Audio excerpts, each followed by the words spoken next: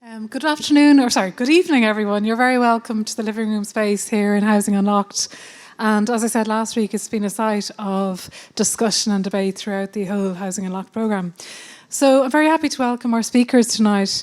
Gary Lysaght will chair and speak. Clare Lyster will speak. Rory Hearne and Paul Leech are the other speakers. And this is the third in the series of that Talking Housing, or it's the Housing Challenge series. It's the third event in a row of this. And this time next week here in the same space, Sim City will happen. So do come along to that as well. I'm going to hand you straight over to Gary Lysaght to chair the evening. You're very welcome, Gary. Thank you, Clauine.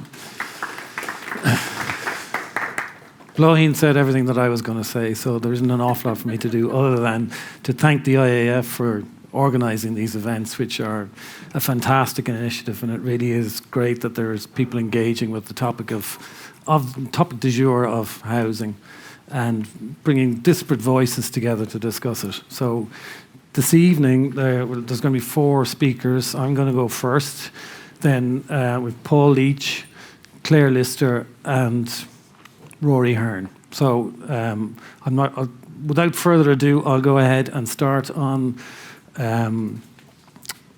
a brief history of our investigations into housing. Can everyone see that? This is a presentation from about 10 years ago that I've kind of hacked together crudely. So generally the green is from the original presentation and the pink is from updated statistics. The first project I'm going to talk about is Suburban to Super Rural, which was the 2006 Venice Biennale project that we initiated with the IAF, bringing together the creme de la creme of the architects of the day, many of whom are still around, not looking much like that. And what we were looking at was the topic of sprawl and basically the realities of the fact that people in Ireland in 2006 seemed to like sprawl, but it was clearly untenable. It was car-based, road-based, and was taking up all of the land that was around every major city and town in the country. It was also very unsustainable. Even though we were the most globalized country for the first time, we were all feeling good about ourselves. It was we were also burning up oil and gas at a phenomenal rate. Doesn't look like it when you look at it compared to the rest of Europe, but there was a lot of energy being used in Ireland. And most of that energy, apart from the bogs and the natural gas off Kinsale, which was fast running out, was imported. It's good to see that some of the statistics are going in the right direction, although still nowhere close to where we should be. Some of these slides look a bit odd. The discussion on renewable energy was just starting at that point, and as you can see from the statistics here, we've moved a long way from 2.2% of our energy use being from renewables. Also, that relationship between housing and transport was embedded in the energy use, and that 40% of energy was being used purely for transport. And that you can see here, 73% of transport is still by private car in Ireland. So even though we've moved a bit, we haven't moved anywhere close to where we need to be. Something's gone funny with these PDFs. But anyway, the other thing that was very obvious in Dublin at the time, or in Ireland at the time, that's becoming even more so now, is that Dublin was overbalancing the whole of the rest of the country in terms of people living and working and driving between the two. This is a light map at night of the country showing how basically the development in Ireland was spreading out from Dublin and joining up with Limerick, Galway and Cork. The light map on the north of Ireland is slightly skewed because they were lighting the motorways, which makes it look like there's a lot more going on than there was possibly.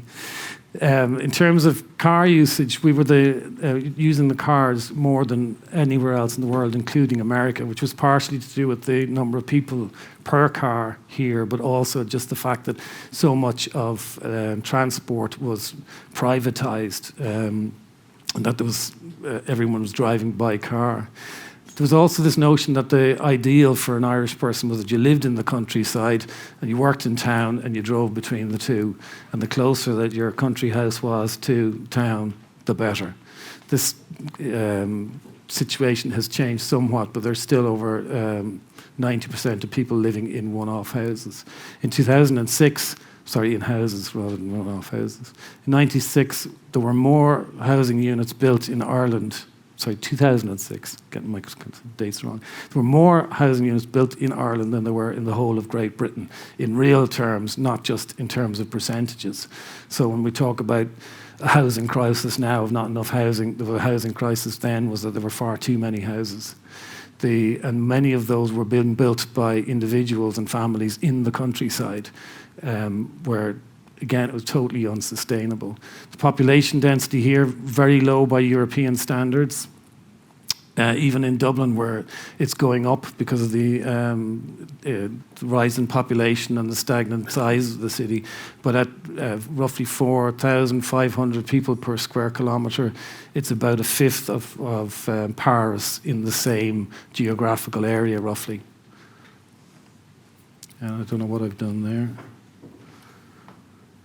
Some of the statistics can lie. This one was one that probably hasn't aged that well, and that all the development land in Dublin was going to be used up by 2012. We believed it when we were told it. And the question then became, what was the situation going to be like by 2030?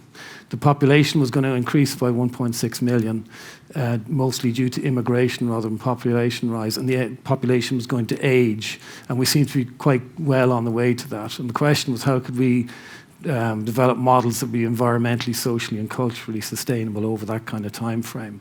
When you looked at the commuting distances or times in Dublin for Ireland, keep saying Dublin for Ireland, 39 minutes was the average, which basically got you to Monasterevin on a good day. What that looked like on most days, though, was several hours stuck in traffic, and the government policy was that they were going to build motorways as the solution to all traffic problems. More roads, more traffic.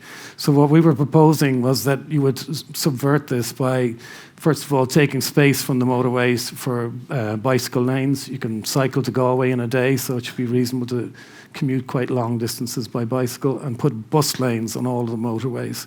And that would support a hinterland of shallow urbanism all the way along the motorway network. And the idea was that 5 minutes or by car, 10 minutes walking, 20 minutes, or 10 minutes by bicycle, 20 minutes walking would get you to a hub situation. And that 20 minutes of road would get you a population roughly the equivalent of Clonmel. So the numbers would be able to take up that whole increase in rural population over the length of the motorway.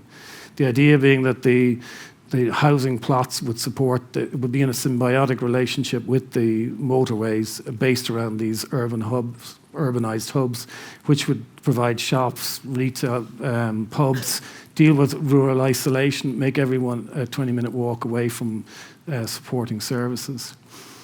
The fuel for the 25,000 kilometres that everyone was driving or moving for work was going to be supplied by rapeseed grown along the motorway verges, and also by a portion on the individual plots.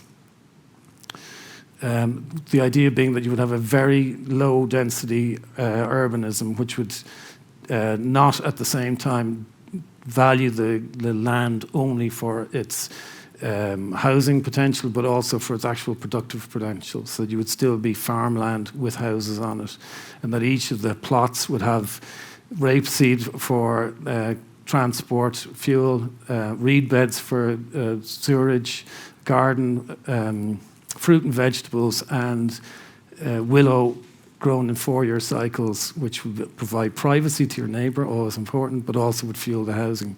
And this would all be managed by contractors or farmers locally rather than the actual individuals themselves. Sorry, I keep doing that.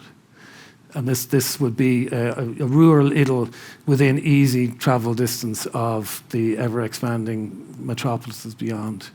In the following year, in 2007, we were asked by Peter Cody and Peter Carroll to be involved in an exhibition in Lisbon Triennale, which was to re-examine a project that we had done, any project that we had done, and made some extrapolation of it to deal with housing and urbanism. We'd just done this apartment block of 12 stories in an area that was predominantly 2 stories. We saw there were a lot of advantages to that. The surrounding areas were 45 dwellings to the acre, and the tower provided this very attractive, fast-moving shadow that will only impact on people for a short number of hours per day. But we're looking at what's really missing in these areas is public open space. Looking at the Dolphin House development along the canal, we proposed that we would, in removing it, that you would put in largely 2-story houses, similar to the ones that were there, in that, again, this seems to be what people want, but also provide this large green urban space. So not dissimilar to the Georgian city, that would scrape away the urbanism, pile it up and expose some of the green earths below.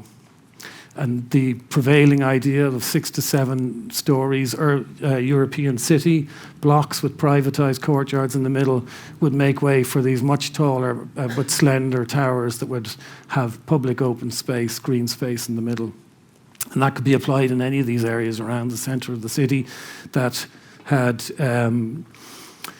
2-story housing that was undervalued or lacking in green space. This idea of the one up, one down would move into the very slender towers for couples and young people, and the 2 up, 2 down, such as Cabra, would move into shared towers with family units grouped around high sky gardens. So the idea being that the city, which is predominantly 2-story, to maintain its sustainable density, would also have these tall towers around much larger green open spaces. By 2009, the housing bubble had burst and everyone had different things on their mind. NAMA was established and everyone was becoming an expert in European policy and banking law and what was to be done about it. Sorry, let's keep doing this. We, again, put together a group of architects to come up with the solution, because that's what architects like to do. And this is the reality of what was happening. You can see that the locations of the ghost estates, which I think at the time was defined as any estate where there was less than 50% of the houses were occupied. And it maps fairly closely to the previous maps we showed of the commuter sprawl around Dublin, Cork, Limerick and Galway. By this stage, we had sort of realised that maybe design solutions aren't the only answer, and we were looking at the possibility that something as simple as a free bus might make housing that was in the wrong place into something that was at least connected again and more desirable. Or that a Let's type currency that was restricted only to the NAMA locations might keep some of the money that was flowing in the areas rather than flowing straight back out again. There were also shocking numbers of houses that were vacant or unoccupied at the time. But compared to the figures that are coming up now, it's hardly credible that there's even more vacant property at this stage, which according to the CSO in 2022 is the case. But we were looking at the idea taken from Detroit that if you were stuck in a ghost estate where half the houses were empty, that we'd give you the house next door for free so that you could have twice as big a house, you could have a commercial venture, or you could let it out so that at least it wouldn't be empty. There were also an awful lot of houses that were at the end of their useful life in the countryside. And there were a lot of houses that were built to a much higher standard in towns and villages, so it made sense to scrap the houses in the countryside, move people into these better located, better connected, better environmentally houses in towns, and plant trees on what had been privatised countryside. Also, there are huge, as with now, some things don't seem to change, huge shortage of school places, so there was a possibility of moving schools into half-built estates. The house is roughly the size of a classroom, so you get an upstairs for free with each classroom as well. Population's also aging, and there was a huge shortage of burial plots in Ireland, so there was always an extra use for these places. The 10% public open space, still with us, much more defined now than it was then. There was a lot of scrappy places left around, and they could potentially have a much more productive use than a lot of the leftover space that even still is seen around the place. There were also a huge number of hotels that were built over a short period of time that ended up not having any viable future. These three people might not be as recognizable now as they were in 2006 or in 2009, but they're three of the developers that were responsible for most of the housing crash at the time. Enough said. This isn't supposed to have the big black bar across it. I don't know why that happened. But at the end of the suburban to super rural, we were asking the question, if housing is like this in 1980, and it was exactly the same in 2006, then what was housing going to be like in 2030? When you go on daft.ie and put in new houses, this is what you get. It's the first thing up. Basically the same thing. Car-based, outside town, semi-detached, slightly larger than it was in 2006. Better probably environmentally, but largely the same thing, and unsustainable as a way forward. Just to verify that, we went to an online AI to ask it what the future of housing was going to be in Ireland, and this is what it came up with. So we were thinking that can't be right, so we went back and asked what it would be like in 2030. So the computer can't lie, so unless we make fairly large changes, we know what the housing of the future is going to be like. It's going to be practically the same as it was in 1980. It's going to be car-based, it's going to be two-storey, it's going to be built around towns and villages, and it's not going to be sustainable. Okay, I'm going to leave it there and hand over to Paul Leech, who's now going to tell us how we're going to do this properly, how we can make it sustainable. Okay, well, thank you. Thank you, Gary. That came in 22 seconds over 15 minutes. So okay, I don't need that one. Okay, okay. So this is like stochastic music. I don't quite know the order in which I'm going to say some of this. Its purpose is to stimulate discussion. I want to hear what you think, and then have a dialogue with us speakers and yourself.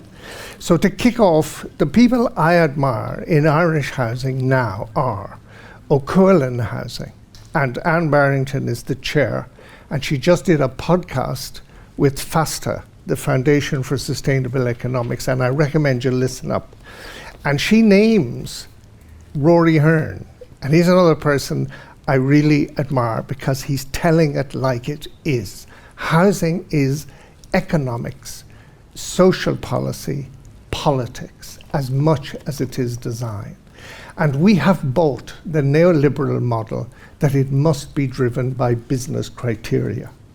The other people I'd mention very quickly, because the time is short, are Orla Hegarty, Lorna Sir, Owen O'Brien, Pache any political drum beating, Peter McVerry, Ali Harvey in the Heritage Council doing Town Centre First work, Rosie Webb in Limerick, who's getting people getting lights on in the street at night, the Centre for Irish Towns in UCD, Michelle Norris, who's done amazingly good research, and Isolde Dillon in the Housing Agency, one of the sponsors for this event. But I'd also mention historically minor figures like Dr. Noel Brown, Herbert Sims, Frank Gibney, Sister Stan, Alice Leahy, hero-heroine figures in Irish society who were transformative, who became champions of change. And they didn't just talk about it, they went and did it. So who knows what the future is? We don't know. I once had a very interesting conversation with an historian who said you can't extrapolate history to know the future. The future is inherently stochastic and unknowable. Who knew that COVID would knock us for six, that Putin would be where he is, that you would have the Trichet-Geithner debate during the financial crash? We don't know. Events. So My position is a rouge vert position. I'm basically someone who has a socialist ideology and a green ethos. And these two complementaries, in my opinion, must come together if we are to have a viable future. And on the stochastic thing, I'd recommend you have a look at Ecotech with no H in Princeton and the work of Felix Guattari, who explores this whole dimension of the stochastic and the unknowable. We were once asked, Sally and I were once asked at a Gaia meeting, are you guys a practice or a movement? I guess we're both, deliberately both, and I think we need more of that. I think we need practices that are actually part of movements. To move to positives, we just did a study tour in Denmark and South Sweden, and I'd recommend you have a look at the work in Bruunshog, a small addition, a whole urban neighborhood additional to the city of Lund. And in the Netherlands, have a look at Culemborg and have a look at the pioneer field there, where there's a transformative ecological community, where the land was gifted by the municipality, where pioneer figures were invited in. Let's just do it. Let's go to. And with certain planning way leaves. I was once in the University of Eindhoven at a seminar called Beyond Sustainability, and we were asked as part of that to workshop the house of 100 years hence. And the organizer was slightly dismayed when we all started designing boats. The problem in Ireland, I think, is that there are tremendously high quality, sincere, good people trapped in clunky systems. We're just a smidge away from transformative change if we could totally radicalize our systems to be goal-oriented, and that calls for leadership. So forced errors are made within these systems because the pressure is enormous. Like, it's simply scandalous that there's something like 11,000 people named as being in need of housing, but we know that the real figure is much greater. So we mustn't demonize each other. We mustn't demonize people who are within the system. And so my own nature is rather Gemini in I lurch on the one hand from an intellectual view that, as Guattari said very recently, we're all heading like hell for hell, and our foot is on the accelerator. And he said in the last few days, as they opened COP15 in Montreal, that we human beings have become an agent of mass extinction. In my son's lifetime, we have lost 68% of all the wildlife in Ireland. So the interlock between habitat and habitation is intense, and we have got to pay attention to what we're doing to our habitats. So if you look around this building, the steel, glass, the concrete, and so on, this is not where we should be going. We're brought to the edge of decisions, to fight and flight moments by crisis. So the head of the IPBES told the 4th Biodiversity Conference in Dublin lately, the planet, our planet, is dying, and we are the agents of that death.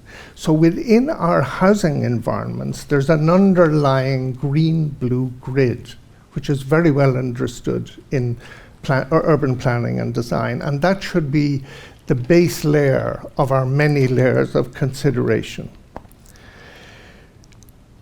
In Gaia theory, within which we operate, Gaia architecture practices within the Gaia theory or ethos, Lynn Margulis is the interesting scientist, not Jim Lovelock, because Margulis really discovered what endosymbiotic evolution is. It is the interface at the edge between systems. That's where stuff happens. That's the really interesting creative spot.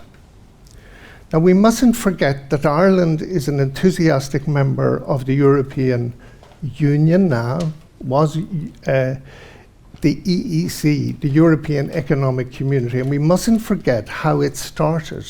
that it was the coal and steel community, that it was a peace movement post-war, but the determinants of the market are becoming overpowering and are in fact suppressing the kind of radical change we need. So in Ireland, we argue about sandbags on the seafront at Clontarf, seemingly unaware that what we really need is a levee from Howth to Killiney, because the sea is coming in on top of the city. But we are in love with our comfort, and we procrastinate, we refuse to actually address what needs doing. So I could give, because Blahin asked me to talk about sustainability, a very detailed talk about embodied energy, about carbon payback, we had an excellent paper from a Swiss colleague to architects to Clare on Tuesday. It's worth a look if you go to the website.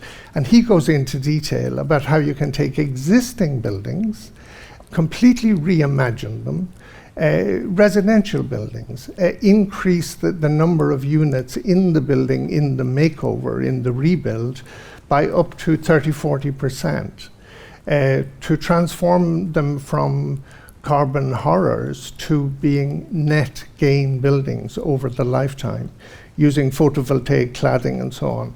So you have there a synergy between reuse, eco-tech, high-tech in terms of the latest aesthetics in photovoltaic cladding. And I recommend you have a look at that. But I decided instead to run on stones a little in these few remarks. Have a listen to Josh Ryan Collins of the New European Foundation. He gave an excellent talk at the Bartlett and University College London just recently, and he finished his talk on a very positive note, drawing attention to the socialist mayor of Barcelona and social housing, 6 stories, and designed to parametric principles so that each apartment in this social housing got at least 2 hours of sunlight in deep winter.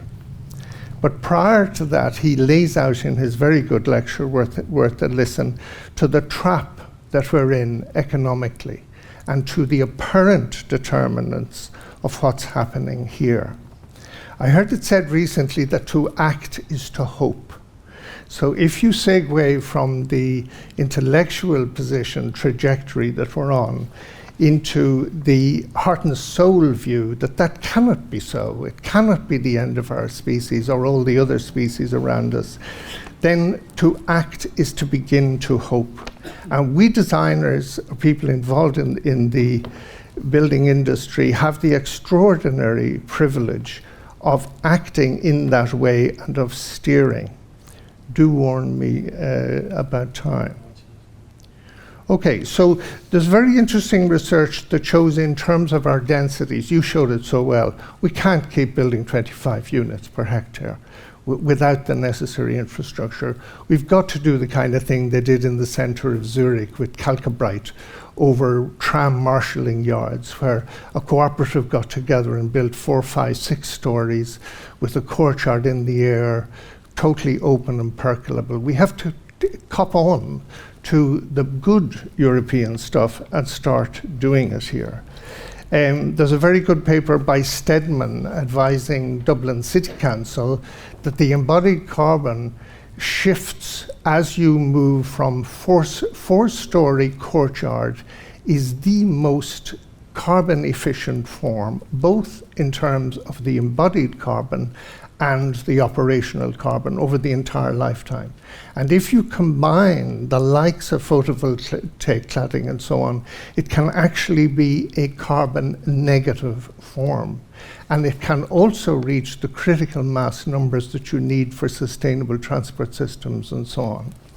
So when you go to 20 stories, he points out, you've doubled the carbon. The environmental demand on the building and the other downsides are legion, but you've doubled the carbon. So there's a whole different model of economics. It's well documented. Herman Daly, who just died, his precursors were Georgescu, Roygan, and Alois Schumpeter, and they imagined an economy like our own physique. Endless growth is not a good thing. Fitness takes effort and is better. So the notion of a fit economy, of dynamic equilibrium, homeostasis, that's where we should be going. So I'll finish with one or two remarks, then hopefully it will open up the discussion. I just remind you that we are at this moment moving at 1,600 kilometers per hour that way, and we're on something that's spinning at a speed of 67,000 kilometers per hour. We don't live in a static world. If you look at the imagery coming from the Webb telescope, we are sub-microscopic. Our hubris that imagines that we could not be history, Feaster Island figures, is an illusion. Thank you.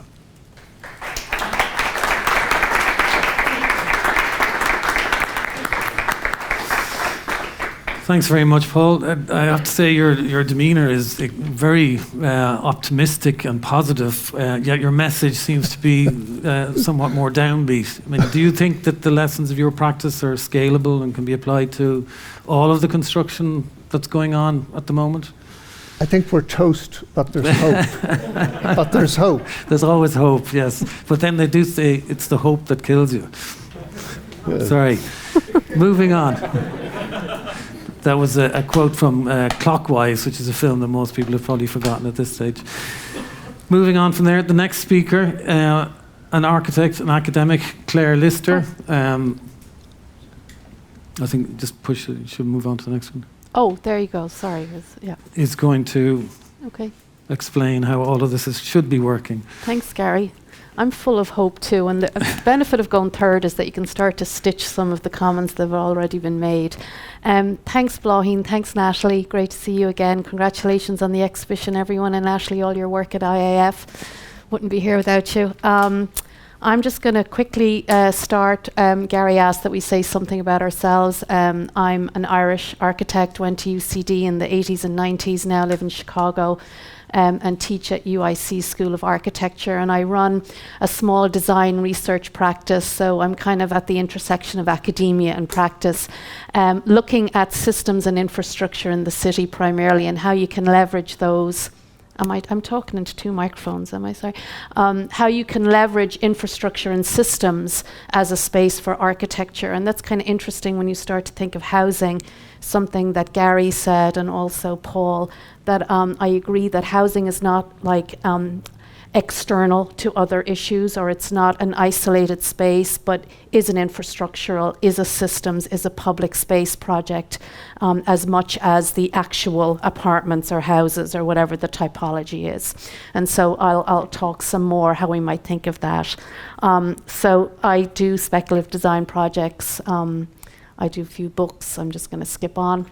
I was also part of Annex, who were the team to curate the Irish Biennale Pavilion last year, called Entanglement, which interestingly enough looked at information systems and information infrastructure from the perspective of Ireland's history in communication technologies, and also looking at the current data infrastructure in Ireland. And I'm just kind of spin that into housing here in the discussion. And that's the pavilion. We also produced a book that looked not only at the kind of documentation of the pavilion, but also all of the research that went into our thought process preceding the pavilion. And one of those things emerges in the book that we all write a kind of chapter ourselves, exploring where the biennial intersects with our own project. And I'm just going to talk about kind of my take on it. This is a map of Dublin. The pink hairy line you see is the T50 fibre optic cable, and all those dots you see are the data centres, all kind of isomorphic with the M50 that cluster in different areas in the ex-suburbs. And as you all know, there's a lot of environmental challenges associated with these data storage facilities, both in power needed to operate the facilities and also in terms of the heat exhaust that is emitted after the servers are cooled. And so Dublin City County Council have mandated that Amazon enter into a sort of plan to reutilize their heat exhaust as a form of district heating to housing and public buildings in Tallaght moving forward. So those two things were kind of interesting to me in terms of the chapter that I contributed to the book that started to look at kind of really speculative housing projects at the intersection of data storage and environmental systems, whether it's building housing around these data storage facilities that would offer symbiotic moments where not only energy moving between the data and the housing, but also using public space and the heat as a way to perhaps provide warm public spaces in wintertime, or urban agriculture where the heat from the data storage would also be used for greenhouse production. And so these are just some of the images I'm just going to quickly go through. Another one looked at the kind of increasing ruralification of data storage into the future if we're running out of space in the exurbs to hold these facilities.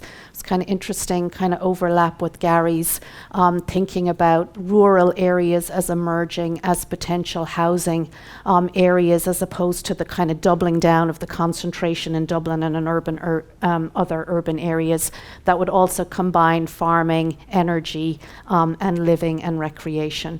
And then a kind of final one which looks at kind of super centralization, where if you put all the data storage facilities in Dublin in one place out in Dublin Bay, that you could sort of have a super mega structure scale housing, office, data storage, farming system. Again, not saying that any of these are viable housing options, but if futures is up for discussion, then let's kind of open up all the approaches that we might take to that moving forward. In tandem with the Biennale, I was doing a sponsored research studio and seminar in Chicago with my students, and I kind of went back to the data storage story in Dublin. These are some of the footprints. Facebook or Meta, Google, Microsoft, and the new Amazon facility proposed out in Mulhuddart, and started to kind of then focus more on these specific sites as catalysts for farming and housing. And so the kind of statistics are very clear in terms of the energy that we will have to commit to these facilities moving forward, which is problematic. The second thing is that we started to look at was that the project was called Farm and Farm, is looking at farming in a traditional sense in Ireland in terms of the challenges that we have in terms of carbon emissions. I'm kind of from a farming community, so I have kind of mixed feelings about the public kind of farming in the public imagination and the press at the moment. But the notion that we do have to start to think about alternative farming systems moving forward. The map of Ireland on the left shows a kind of distribution of land use in the country where 3/4 is dedicated to farming, mostly livestock farming, and only 11% of Ireland is dedicated to forest cover, so it gets to kind of some of the ecological issues that Paul brings up, which is one of the lowest in Europe, actually. We've the lowest forest coverage of any country. And of course, the kind of agricultural sector being responsible for a third of carbon emissions, and that one of the reasons why we're doing so poorly at the kind of Euro scale is as a result of the agricultural sector. And so the idea was that you would start to kind of put, like, double down or solve two problems with the one stone, so to speak. If you look at the farm and the farm, in one way they already have a lot in common. They organize territory in a very kind of horizontal fashion. They have large footprints, and increasingly they are completely reliant on technological systems. In fact, farming now is as much a technological activity as it is about growing and cultivating and land use, especially if you look at the new forms of farming that perhaps the press and the government are encouraging us to look at moving forward: precision agriculture, greenhouse agricultural systems, completely reliant on data. So there's a kind of funny symbiosis between the data storage and future farming that I'm now going to spin into the kind of housing discussion. And so this was the kind of industrial symbiosis diagram. So I'm interested in your term, Paul, where your Instagram on your phone is stored in a data center out on the M50. The heat from that is then now maybe going to a greenhouse to grow intensive agriculture, and then the land that would have been previously used for agriculture is released for other more ecological or different types of land uses moving forward. So that's the kind of holistic diagram. And then, interestingly enough, I started to then think about that more realistically with the call for the housing competition through Housing Unlocked, and so made a proposal that starts to combine all these things together. So the white dash line that you see is a 1 mile radius of the data centers out on the M50. So the pink boxes is Meta, Microsoft, Google.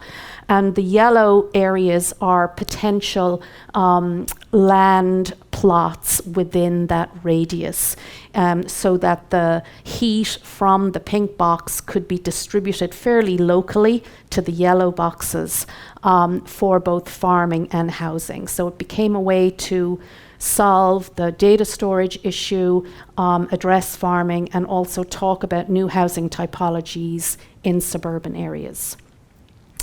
And so we took a prototype site on Adamstown, which was just on the edge of one of those circles. I know that there's already, I hope Michael Pike is not here, there's already a housing kind of plan for this area, but it kind of just worked in terms of its adjacency and the orientation of the site for the farming and the storage. And so this is the proposal down here.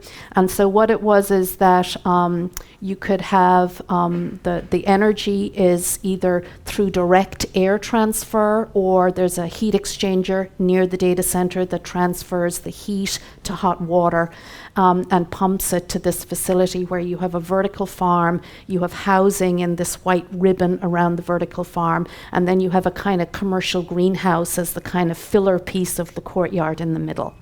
And then you have a series of kind of little hanging private greenhouses off the units on that ribbon area. So this is kind of now trying to kind of move away from the technologies and into architecture. What would that look like? How does that work? And so this is kind of an attempt to kind of work up the materiality of the project. This is the plan where, again, you have the units. The units change depending on where they fall in that kind of triangular ribbon around the edge. So you have some loft spaces, you have some duplexes, or you just have some more general ground floor. There was 60 units in general. All of the units get their own private hanging greenhouse. And then the idea was that a third party would run the commercial greenhouse in the middle, but yet that there would be a relationship between the economy of the greenhouse and the people lived here. So you can see in terms of architectural effect, how you leverage the technologies to kind of develop the materiality of the project. The pink glow lights are coming from the vertical farm, and the kind of galleys in the background, which are behind glass, are the access to the units on the perimeter where people are starting to kind of grow their own food. And the idea was that in terms of a social idea, that the kind of farming, the different farming types would start to kind of merge to build a kind of social collective in the space that would offer something new. And that then embedded in a kind of history of thinking about housing and agriculture, whether it's from the Siedlung in Dessau, this one in the 1920s, where Liebrecht Mige was a landscape architect that had really, really interesting ideas about how farming and housing merged together to sort of introduce new ways for people to live together. So it was more than just about production. It was actually kind of an idea, a social ideology, to looking at Paris, other forms of agriculture in cities that had a really distinct organization in terms of housing and gardens. Branzi's Organica, a more kind of usual. And then this one, this is the last slide, is in Almere in the Netherlands, which is part of a kind of business plan to introduce sustainable neighbourhoods in Dutch cities. But what's interesting is it's starting to use new precision-based agricultural systems, not allotment gardens or surface growing of food, in a kind of combination of technology and domestic. So it's kind of beautiful drawings, a kind of a model that's kind of very interesting to me. So in summary, again, repeating what some of the other speakers has said, I do believe Housing Futures is building synergies between different systems and infrastructure that exist in the city. The idea of district heating, which is used a lot in other places in Europe and not in Ireland, might be quite have potential, and not just from data storage, but from other industries. The fact that many of these industries are in suburban areas, it might help revitalise the kind of culture and society of living in the suburbs. And then the last one, the idea of agriculture as not just a production space, but as a collective space that might revitalise how we live together, which is also something very important in the kind of society we live in.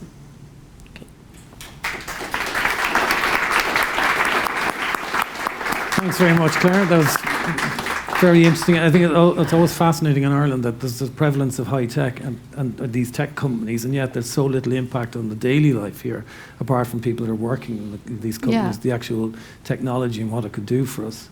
And I think that link with the farming is interesting, because I think in Holland is the fourth largest exporter of food in the world. And it's smaller than Ireland is, and it's based on technology. And have a huge tech industry too. No, you're right, the Netherlands is actually a very good model to look at for symbiotic systems between those. Well, I think a lot of what they've done with agriculture is based around a university, the name of which I've forgotten and probably couldn't pronounce. I know the one you're talking about, and I can't pronounce it either. But also interesting is that this is obviously scalable beyond tech and data centres. I was on the fantastic IAF open house tour of the incinerator this summer, and they were saying that they have capacity for district heating for 50,000 houses, which is not enabled because there's no housing built around it yet. So they're saying once it happens, they have a pipe ready to go. So we've heard from the architects, so now Rory Hearne is going to tell us what it's actually really like outside this utopia that is our image-based world. Thank you. Delighted to be here, and thank you so much, Blahin and the IAF for the invite. I was struck. I was thinking by what came to me from you were saying to act is to hope was Dylan Thomas's poem "Rage, Rage Against the Dying of the Light, and do not go gently into that dead night." Is it? Anyway. Good night, that's it, good night. So we are raging, I think we have to rage. And I'm struck by, again, you came third, I come fourth again. There's so many thoughts going around my head. There's so brilliant presentations and discussions. And it is, I think, in some ways, architecture and design is so important because it takes us out of the reality that we're in and designs and develops ideas for new realities. And in some respects, you mentioned utopias. And I actually have a background in, I studied here in Trinity. I started in 1996, and I did geography as part of one of my subjects. And one of my key areas in that was planning and housing. And I remember my lecturer, Andrew McLaren, someone might have heard of him. He wrote a great book on Dublin, and he was a great defender of public housing. And the planners, of course, we went back to the garden cities. And of course, we have great evidence and history in this country, as you mentioned, in terms of our Sims as an architect, our public housing. And public housing was always something that, from my studies, that I saw was extremely valuable, social housing. And you mentioned there, you were talking about during the Celtic Tiger, and you actually mentioned Dolphin House. And I worked in Dolphin House for 6 years, from 2007 until 2013. That, of course, was a social housing estate. But it was an example of the government thinking and policy at the time was essentially to get rid of social housing. It was to knock down these estates and rebuild them largely private housing. And within all of this, I think my critique of architecture and design is that it often doesn't consider enough who is living in these spaces, who can afford them, what's the quality of living, and who determines what is built and what is not. And I think that's one of the big questions was always for me in terms of space, in terms of place, in terms of our cities, our urban spaces, and even the land. Who owns it? Who controls it? Who gets to decide how it is used? And of course, it's not used for the environmental good of our planet. It is not primarily used for human need or housing needs. It is about return on the value of that land. It is economics. And that is the fundamental problem I think we have, is that our dominance of that neoliberal market ideology, land, buildings are commodities to be speculated upon, rather than looking at, like we look around us. You talked about Amsterdam as well, and the Netherlands is a great example of how you deal with vacant and derelict property. But you go around the city, the level of dereliction, of vacancy, of sites just sitting there. You mentioned the Pool Beg, of course, is why there's not housing been built around the incinerator. In part is because it went from NAMA into now one of our largest developers who is sitting on it and having disagreements with the council over whether to build on it or not. But our whole cities and our spaces, our land is not decided, is not built in the interests or determined by what is actually the best human need, design, agriculture, ecology, sustainability. But as I said, back to our economic model of what's commercially profit and viable. And I think that's hugely problematic. I've had that criticism since my lecturer, Andrew McLaren, explained that in terms of the logic, and I still hold it's true. So in terms of, that's my quick intro. To go on in terms of what I was actually going to talk about, was and of course it's directly linked and comes from it, is that in terms of the housing crisis and where we are at, and it is brilliant because I've had a real engagement from architects and architecture around this, and there's a real, I feel, desire to engage from architects around the housing crisis and to try and find innovative solutions. And I was down at UCC in the School of Architecture there, where the students were doing a series. They did a one-day or 24-hour protest around, and what they did as their protest was they developed designs for vacant and derelict buildings in Cork, and they put them forward to the council. But there's really, I think, a great energy from architecture to try and find solutions to the crisis. But I think in terms of understanding, we have to look at policy, and we have to look at the way housing, where it's at, to really try and figure out how we can move, as I say, from property to home. And that is my core argument, that housing, and I would include land, buildings, property, has to be treated as potential home rather than property investment. And I talk in my book, and I'm trying to, and as architects you all realize this, and those who maybe aren't in it or are coming to it, but it is something I think we always need to go back to, which is, what is housing for? What are buildings for? And in the case of residential buildings, they are, of course, in terms of providing a home. And I think we're in real danger of, and particularly with, I would be highly critical of, and have been, of the investor fund, corporate landlord building of large build-to-rent developments, which a lot of architects are in support of, and think that they're, a really positive development. But I would be highly critical, because I would argue they don't provide home. They don't provide an affordable home. They don't provide stability, which is actually the centrality of what a home should provide. And often this is Maslow's hierarchy of needs. It's a psychological understanding of human needs. And what's really interesting is that often when we talk about housing, the bottom one, shelter, is named there. Everyone says home provides shelter, and that's how kind of housing, the residential building, that's what it provides us. But actually, if you go through each of those levels, you can see that housing is actually required, and not just housing, but stable, secure housing is required to meet each of those aspects of human needs: safety, employment, love, belonging, esteem, and self-actualization. And what I'll go and show in sort of who are being excluded at the moment from the housing crisis, from the housing situation, how these aspects of human need are not being met. And I think this I suppose, what I use this is to challenge back, when we say we're delivering housing or we're delivering units or we're supplying it, is it actually meeting these different aspects of home? And is it providing what a home needs to do in terms of what it should be doing in terms of human need? I came across, which some of you might know, Gaston Bachelard's Poetics of Space. I only came across it researching it for my book last year. I was blown away by it. Recommend anyone to read it. It's fantastic in terms of how home and being that building actually expresses ourselves, and doesn't just express ourselves, but as he describes in so many eloquent ways, it is the shelter of the imagination, it is the place we're born into. And he describes how the actual physical building itself gets what he describes as imbued with memories. And he talks about, as an adult returning back to a place that you lived in, a child, and when you touch something, a door, a shelf, that memories of that time come back. And I just think it's so important, again, for us understanding and I suppose renewing our understanding. And for those who understand it already, we need to inform more people and empower and educate them about this role of home, because we're seeing such dislocation and instability in housing that this what I describe as kind of this psychosocial role of home is not being considered. And the point of this is that if places like, for example, where children, families, individuals are living, and then they have to uproot and go somewhere else for another 6 months, and then uproot and go somewhere else for another year, 2 years, these buildings, they're their homes. They matter to them.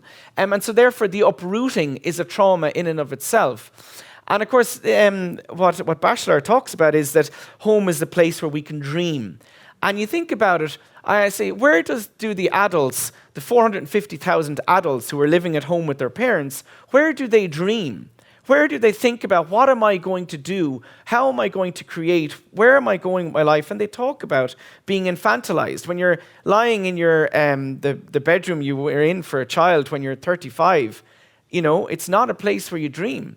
It's a place where you don't dream, where you feel stuck, where you feel infantilized. And so I think this is really important in terms of understanding, because that group who are living at home are not really considered or measured in the housing crisis in terms of need.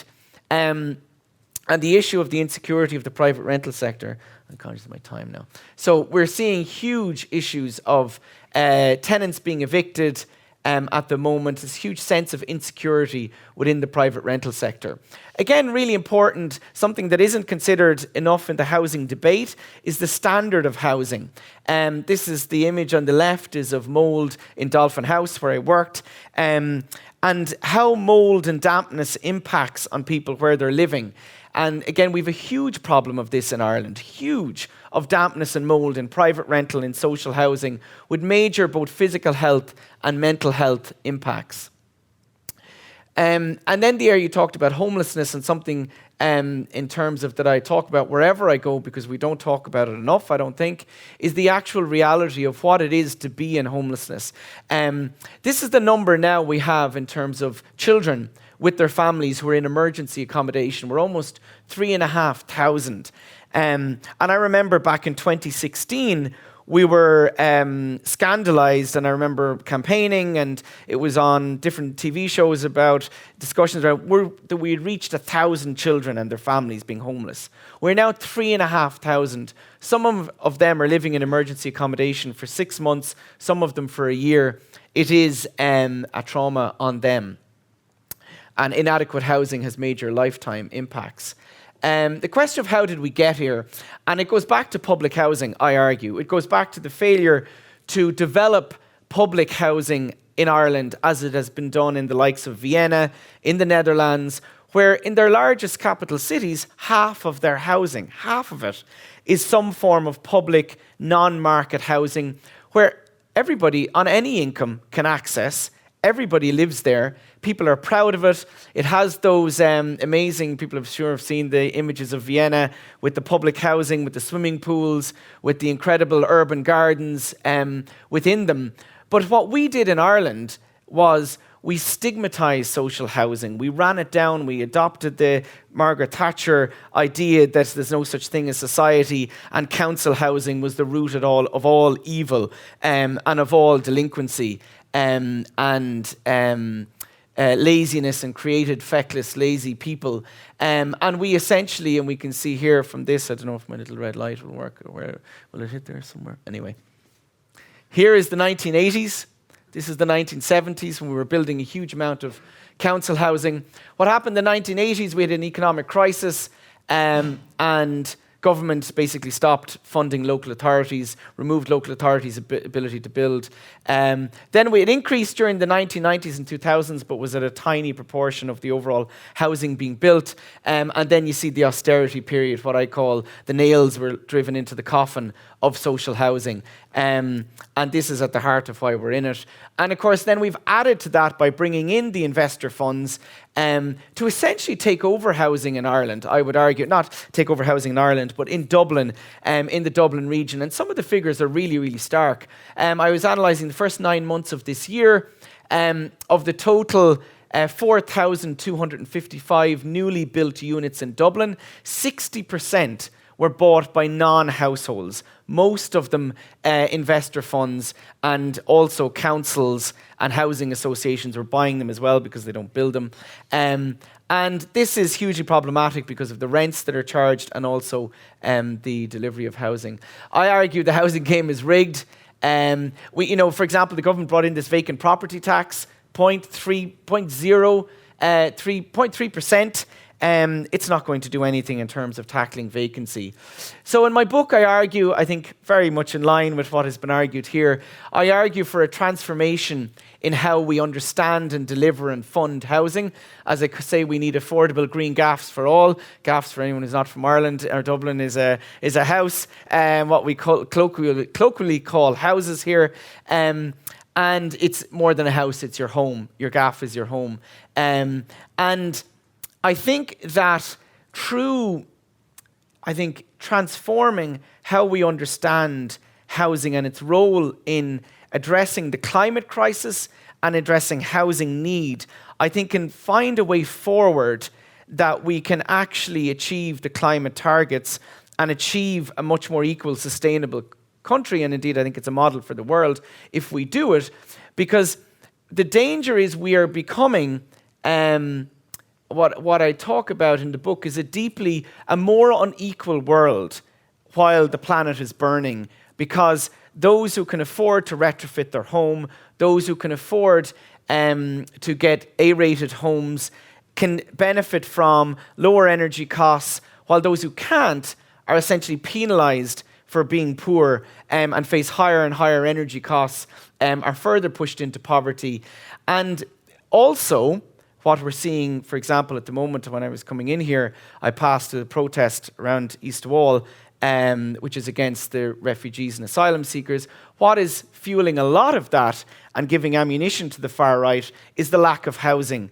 And it shows that we need to provide homes for everybody, and they need to be sustainable. And I think through that, we can both achieve greater equality, social buy-in to the changes that are happening, to the huge migration that is going to come in terms of climate, and we should welcome and are part of our society. But we need to get housing right, and we need to ensure it's available for everyone. And I think at the heart of that is making it a human right and having a referendum.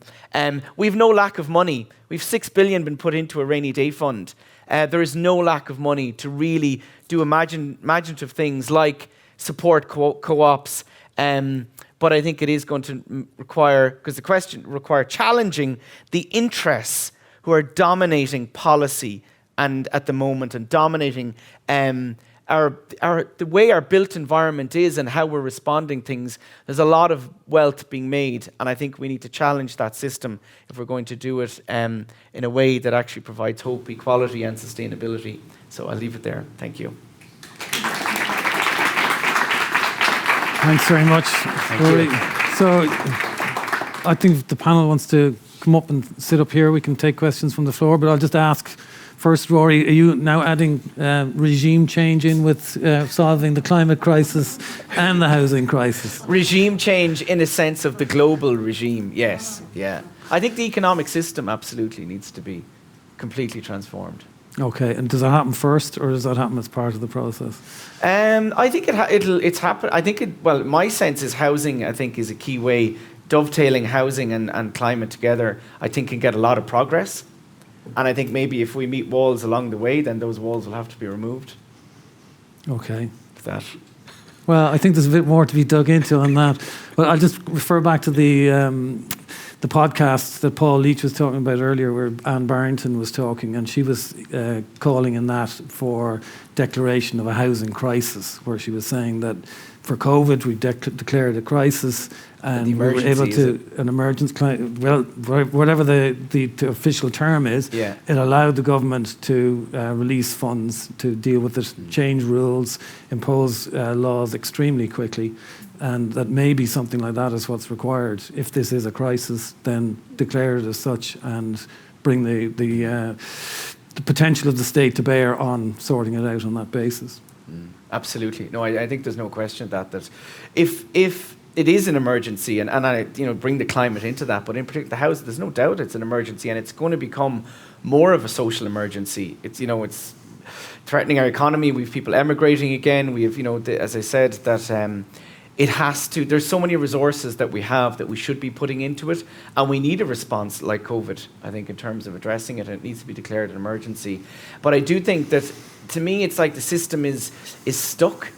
The state is stuck. It's like stuck in the old ways of doing things, and I'm critical across the board, and I think that think civil society has to stand up. I do think we'll need protest. We'll need many ways to really, I think, push that state and bring private interests and those who are willing to come along to get it to change. I think there's a cynical attitude out there as well, that a right of centre government whose voters are right of centre and own their houses aren't going to vote for a situation where you get more housing that depreciates the value of their houses, and their children aren't going to vote for it either, because they're going to inherit that house once their parents die. The only thing I would say to that is that there is, as I said, those number 1 in 10 of the population is an adult living at home with their parents.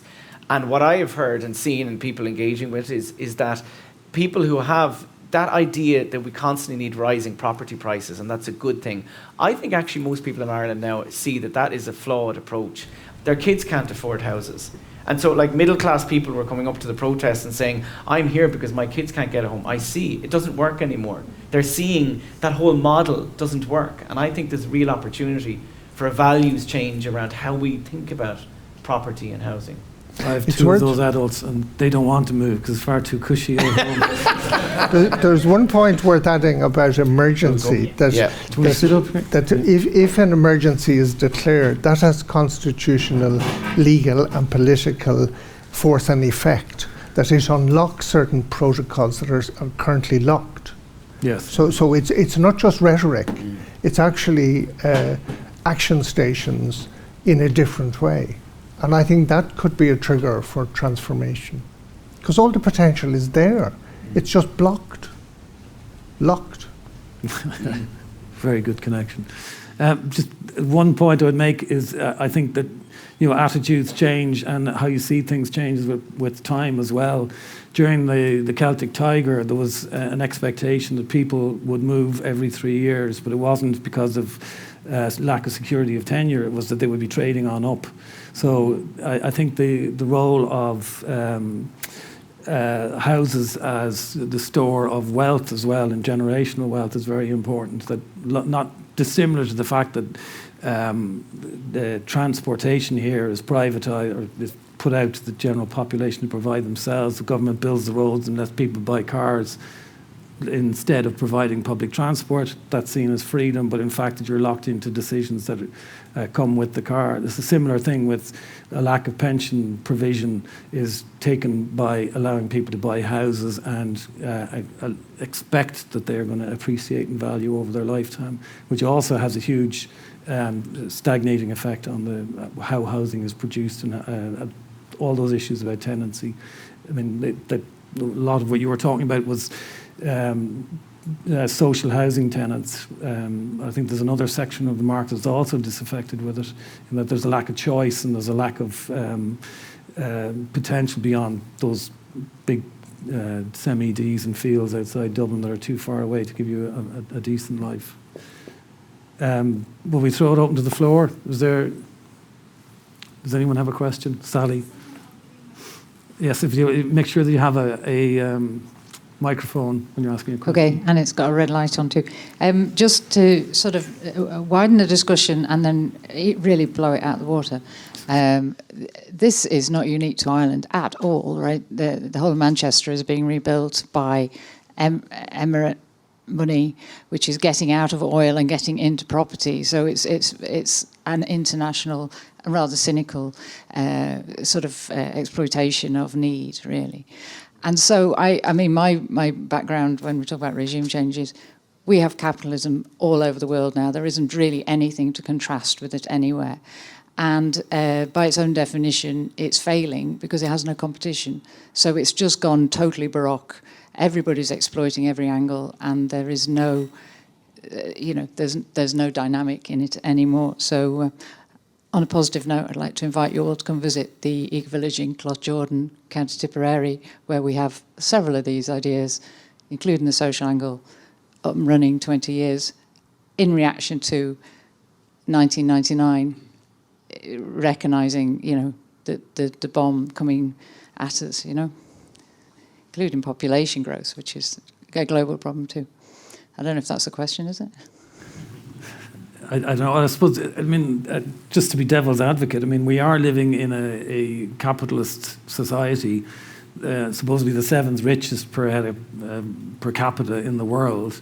There are benefits to where we are now. There are downsides as well. And if the system is saying that developers have to build housing, then there's knock-on effects from that. You've got to build profit into the system. If the government is not willing to do it, then somebody's going to do it, and they're only going to do it if there's profit in it. I think, though, the whole point is that, Austria is a capitalist country, yet half of its housing in its capital city is public housing.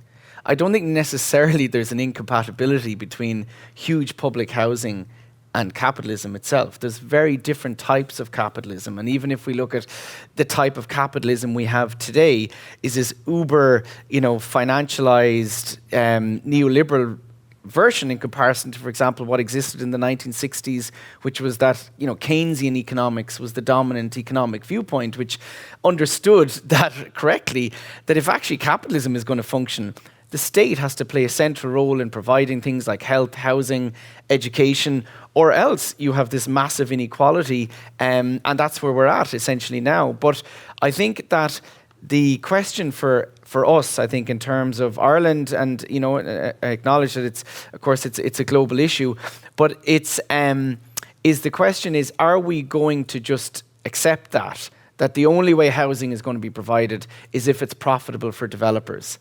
Or investor funds? Or are we going to say, well, actually, we're going to take this into our own hands, and there are lots of models of delivering housing that, like CLUAA, which can do it, deliver affordable housing using land. I know there's a community group in Wicklow, Common Ground, I think, which is similar to Cloughjordan, 20 people who have designs for homes, have money to put together, but can't access land. That the state won't give them, land and support them in getting land. There are lots of ways, cooperatives, that we could do housing. Local authorities can provide it if we built that capacity ourselves. And I think that's the thing we need to do. I suppose the question then would be, if the local authorities could do it, then why aren't they doing it? I think because they were told 30 years ago to stop. They were told 30 years ago, you no longer do housing. Like, I was in Dolphin House trying to get the council to, rebuild social housing on their own land. And they were like, no, we don't do that anymore. Well, they are building housing. Like, the e-tenders is full of tenders for... Yes, they're starting housing. literally the last year and a half. but so it will take time to So that's build progress. that is progress. No, I'm not saying there's not progress. I think things are changing literally as we're speaking, but I don't think it's fast enough, and I don't think it's significant enough and systemic enough. Well, I think the flip side of profit, sorry, Claire, the flip side of profit is risk aversion. I mean, the developers take risk to make profit. Local authorities don't take risk. I mean, governments de-risk everything. Government contracts, no risk whatsoever to come back to the state. And even as to a certain extent, not to offend anyone, but people that go into local authorities, it's a de-risking your future and that there's a job for life. So I don't know if people that are risk takers go into those positions. But if I may pitch in just very briefly about 3 points. The first is Ireland spends about 7% of the national budget at LA level, local authority level. Denmark spends 67%. So the lack of subsidiarity in our culture, the lack of local responsibility to the people who live there is a problem. The second point is that Catalonia, where the mayor of Barcelona is building social housing that gets sunlight in deep winter for 2 hours every day in every unit, is 17% more wealthy than the rest of Spain. It's a thriving culture. It's assertive of the cooperative movement, the Mondragon and so on. So within the European tradition, there is a model available to Sean and Shuan voter next time out, not to accept, frankly, the FFG model. It's not a sine qua non. There are alternatives within our system. I mean, I think many of the comparisons that we're making, are very different cultures. I mean, we have like an Anglo-Saxon kind of approach common law. I own my own land and this is mine, and I put a fence or a hedge up between me. That is embedded in us, and especially maybe amplified by our kind of colonial history. And so many of the references to, Vienna, you look back in the 1920s and 1930s in many of these cities that had to rebuild, after war. There's a completely different attitude to living, and so maybe, in Denmark, yes, whatever your statistic, Paul, is 67%, but I don't know if people in Ireland want to have what's the implications of that is that your tax bill is now like 70%.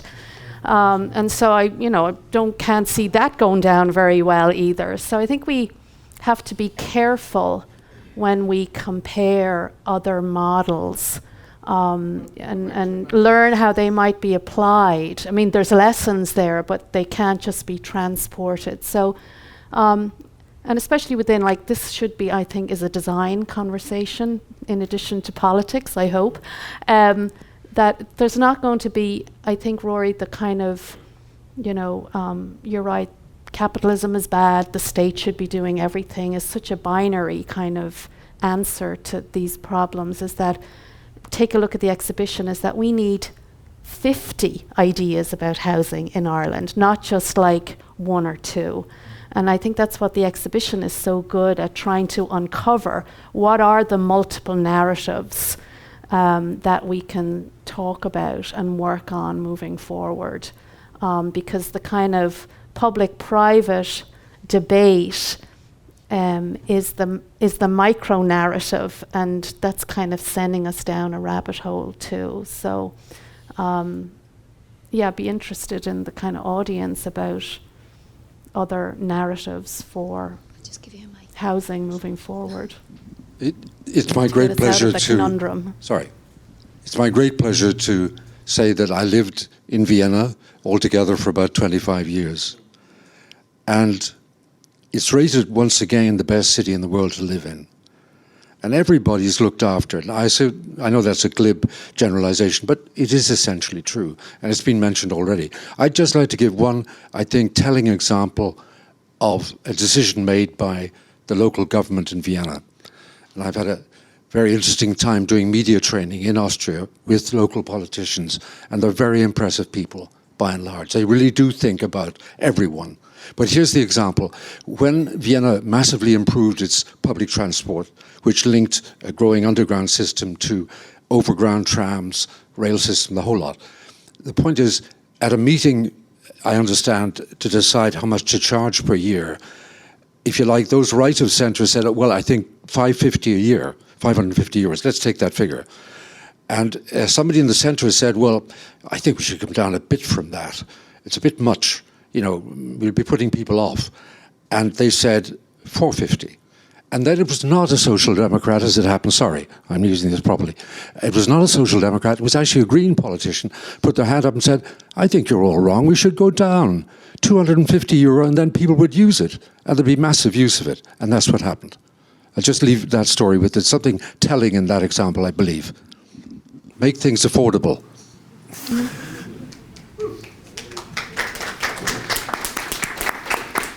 Is there any other questions? Yeah. I've just returned to Ireland before COVID, and I'm one of those adults living back temporarily with their parents for 3.5 years. And yes, definitely. Now in my actual middle age, I'm in my 40s. So, but looking around me at my parents' neighbourhood, I just see lots of widows in family homes, and I think it's really interesting, Clare, what you were talking about, this like multi-purpose living. But I think we really in Ireland need to get better at thinking about multi-household living. So, and having lots of options in the same area. Nobody in the area where I live with my parents, in my parents' home, wants to leave because they've lived there for 4 or 5 or 6 decades, and that's where everyone they know is. But they're living in family homes that are empty and expensive to run and very unsustainable, and they're getting older, and there's not very many people around to look after them because they're all older widows with nobody to look after them, with kids living in Australia and whatever. So, we need to think, like you were saying, about how we live together. I think we really need to think about that multi-household thing here. It's disastrous when I look around Dublin. Is it in, now here I am comparing to other cities now, is it in Sweden or in Stockholm where they started to kind of pair college-age students with maybe seniors that were in situations like that where you're on your own in the house and you want company too? So you're kind of solving 2 problems, and they start to kind of match make different age groups together, which is kind of really interesting. That's in Holland. It's in Holland. Okay. And I'm living in an independent living community in South Dublin and Glenageary, and we're hoping to do the same, to offer a certain number of the apartments. By the way, I'm still working. It's a great system. And the idea is to offer some to students. Isn't that a good idea? Just like you're saying. Yeah. There are wonderful possibilities, really. I think the Students' Union in UCD were doing something similar where they were pairing up people in the area that had large houses with students that needed accommodation. So there isn't always a design solution to things. So sometimes it's more broader than that. Can I just come in there? Well, that is a design issue too, though, Gary. I mean, how do you kind of maybe use that as a model moving forward and start to retrofit houses to accommodate different age gaps? I think that is a design. Well, the Awalia project, a couple of years ago, Kieran Ferry and colleagues won a competition, just to our friend's point over there about existing housing, where you could have multi-generational living on 2 levels. Front garden goes one side, back garden goes the other, with a cascade terrace. And you get that mix combined with an energy retrofit, extremely good bang for buck in terms of reward. 2 dwellings where there was one, much better energy performance, very good use of public money, to subsidise it, and doubling the density. I wanted to come back, because the other thing that has been said is around those people that if there was housing that they could downsize to available, that some would take up that. But for example, in new developments, we don't set aside a certain percentage. We've Part 5, which says 20% has to be social, but that doesn't necessarily have to be senior like elderly housing, which it should be. And I just want to come back to what you were saying about the values thing in Ireland. I think our values have just transformed. Like in the last 20 years, we look at marriage equality, you look at repeal, you look at Ireland has changed so much. We're a country now, with migrants, with, people from so many different backgrounds and cultures. We are not the Ireland of the 1980s and 1990s that built fences around. Some people do, but I would say most people now think much more, to use the word, collectively, and think as a society, and particularly the generation who are still living at home or, are renting. They're now, like, in terms of home ownership, it's just collapsed. So they are thinking, like, they don't think about multiple home ownership. They think about, can I have secure lifetime rental, or can I have an affordable home? I would like to live differently. So I think the values have changed, which opens up possibilities for multiple approaches. And when I say the state, I don't mean councils doing it all. I mean the state facilitating the multiple different ways we can do this and really funding it, and putting the billions that need to go into it. That's what I mean when I say by the state. No, it's just going back to the previous housing crisis. I mean, I think a lot of that was precipitated by state intervention in the housing market by providing, like, Section 27 tax relief, and that certainly got a lot of housing built. And I just wonder. And what have we heard proposed the last few weeks? More tax breaks again for developers to build massive estates and greenfield sites. But if we're looking for housing, you target I think the problem the last time was it went on too long and it wasn't focused clearly enough. But there was tax relief for people living in the units, for owner-occupiers, that they would get tax relief over whatever, 20 years or something. So, there is the ability of the state to interfere in the market negatively, but also positively, presumably, if you target it in the right way. Yeah, absolutely.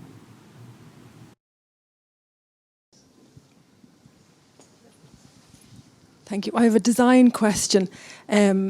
Just going back to what you had said about I grew up in a single tenure social housing estate, Cabra, and we had old folks flats at the end of maybe every other section of road. So you had your 3-bedroom, your 2 up, 2 down, and then you had at the end of your, as you said, when the house was empty, you moved into the old folks flat. So we have done it. Like, that's what fascinates me. The research is done, the policy's done. We can prove it all across the world. But I'm fascinated when I drive around Dublin City. It is different from the 80s and 90s. We've had so much development. And what I want to know is it as expensive to make an ugly apartment building as it is to make a beautiful one? Because so much of what we've built is so ugly. And I don't understand who signs that off and says, that'll do. So, I mean, is there a cost? Is that a cost thing? Is it an aesthetic thing? Is it it's not for the likes of me, I don't live anywhere near it? I'm just curious, can we make beautiful buildings just as cheaply as we can make ugly ones? That's a very loaded question. I suppose it depends, first of all, on what you consider to be beautiful. And not everyone's going to agree on that. Generally, architects, when we're pitching to clients, will always say, it costs the same to design a good building or to build a good building as a bad building.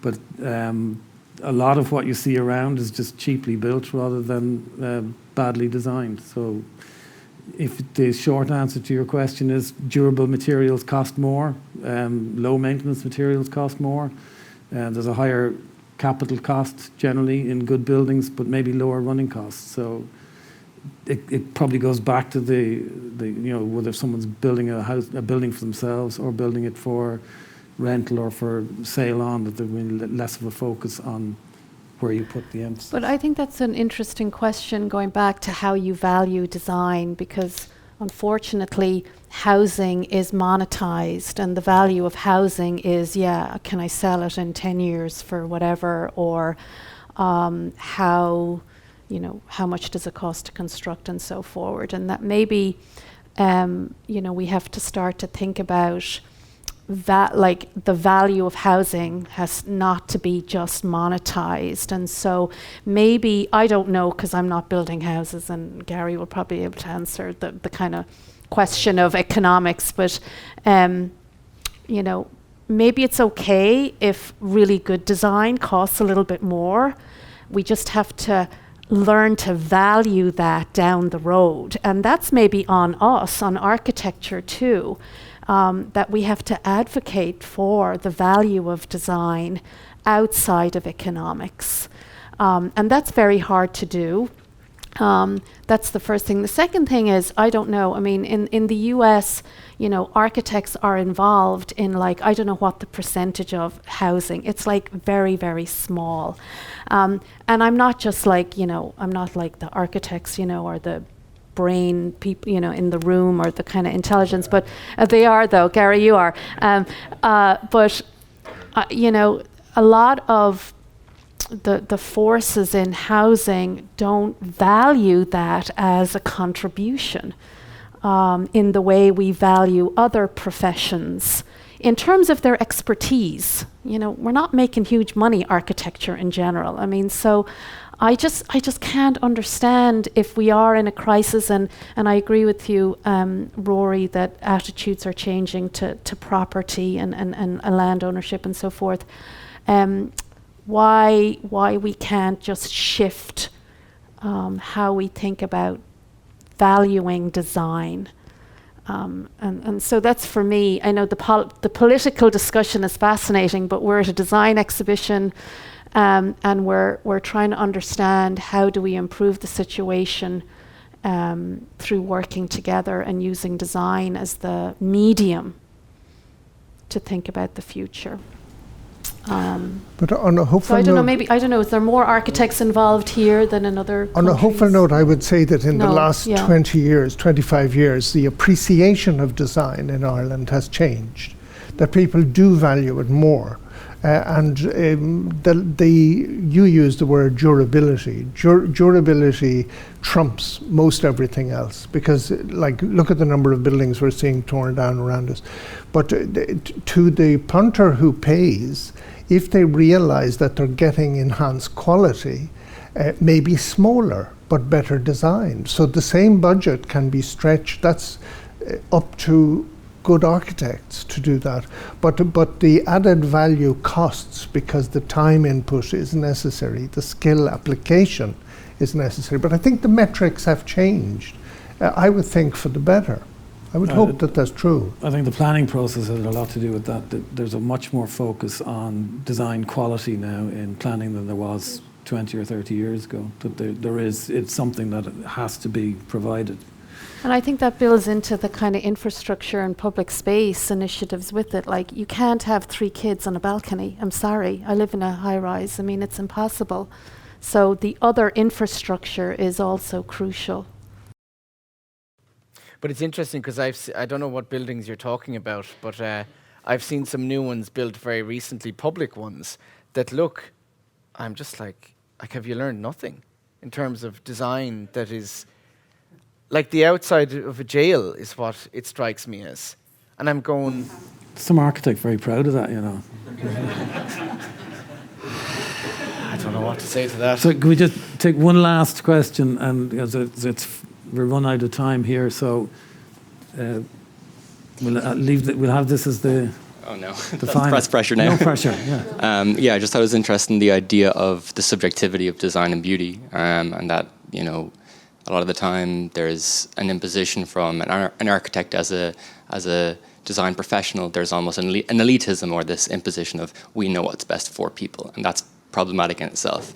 The autonomy or the ownership of your place and how you create your place, how you, like Rory's talking about, the sense of home, the sense of shelter, the sense of the memory in that place. You create that yourself, and there's agency needed in how you create home, and that is evident to the people that walk around and how they see this place is beautiful, not because an architect said this is their design and they've imposed that on the place, but because people relate to that place and their life is evident in how that is visible from the outside. Their clothes are hanging on the outside, or there's things in the window that give a character. That's the beauty, you know, and that's maybe missing sometimes in the top-down centralized view of how housing is organized in the country. To disperse it, like you said, in Denmark with 67% locally organized, it shows that community are driving it, they're pushing it, and it's of their own, that they own it more and they're more proud of it, though. I think that's just a relevant point. Fantastic. Yeah. Okay. Well, You gotta on that push bombshell, push back, Gary. on that bombshell, I think we're over time. So I think that might be the subject for a whole other exhibition and symposium. So I just I'll hand over to Blonde. So thank you, Gary, for chairing, and thank you to Clare, Rory and Paul as well for speaking and for being with us this evening. So this concludes Housing, a Timeless Challenge, the series of 3. Unfortunately, it ends, the events end here, but the conversation doesn't end. So next week, Sim City will celebrate the legacy of the work of Herbert Sims, a Dublin City Council architect, and all the work he built, all the housing he built in the 30s and 40s in Dublin, when Ireland was a much poorer place than it is now. So that's on next week with Ellen Rowley, Owen O'Brien and Eddie Conroy. And then tomorrow, Home for Community is on from between 1 and 2 o'clock. It's the exhibit upstairs, up to the back and to the right. And that's on with JFOC Architects here tomorrow. And also, please do keep referring back to our housingunlocked.ie website, because we're continuously updating the programme. So I just want to say thank you to Jonathan and Simon on camera and recording. Thank you to the IAF team, Felicity and Alba. And thank you as well to the Housing Unlocked mediators and to our funders, the Housing Agency. And thank you all for coming, and we'll see you at the next event. Thank you.